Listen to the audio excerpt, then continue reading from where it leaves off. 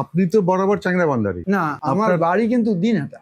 আচ্ছা, সেই জন্য মানে কুষাণটা যেহেতু ওখানেই আপনি বলছেন যে মানে পাড়ায় পাড়ায় চলতে, তো সেই জন্য কুষাণটা। আর তাহলে এদিকে যে আপনি এলেন, ওটা সে তো কর্মসূত্রে এসছেন। কর্মসূত্রে। এখানে তার মানে কুষাণের কোনো প্রচলন না, এখানে কুষাণ ছিল, এখানে এসে খোঁজ করছি, কিন্তু হয়তো দেখা গেল সেই সময় আজ থেকে 25 বছর আগে দেখেছি গোটা মেঘলিগঞ্জ ব্লকের মধ্যে 2 জন কুষাণের গায়নকে পেয়েছি গোটা ব্লকে, তাও আবার দল নেই। তাহলে আপনার কি মনে হয়, আপনি যেমন বললেন যে মূলত রাজবংশীরাই এই কুষাণটাকে তুলে ধরেছিল, দিনহাটার দিকে এর প্রাধান্য বেশি, মেখলিগঞ্জের দিকে প্রাধান্যটা কম, কোনো কারণ? কারণ বোধহয় এমনিতে আর কিছু না, যে এলাকায় যেটা ঘটে আর কি। যেমন এদিকে সত্যপীঠের পালাগানের প্রভাব বেশি, মানে সেটা খুব চালু আর কি, চালু।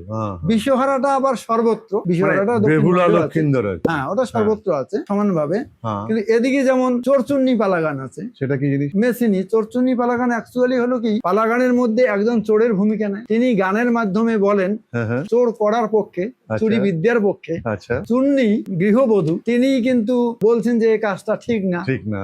আচ্ছা, এইভাবে গানের মাধ্যমে খুব মানে একটা কিছু লাইন কি আপনার মনে আছে? গান তো গানের লোক যখন, তাতে সবই একটু কিছু যদি মনে না করেন। যেমন ধরা যাক, চুন্নি বলছে আচ্ছা, চোর চুরি করতে যাবে তো, তা চুন্নি বলছে, চোরকে চোরা বলছে, চোরা কোন দিন বা পড়িব, ধরা বেজার হইলে ভগবান, দেখে আমার আগে পাশে নাই শিয়াল, চোরা কোন দিন বা পড়িব, ধরা বেজার হইলে ভগবান, দেখে আমার আগে পাশে নাই শিয়াল।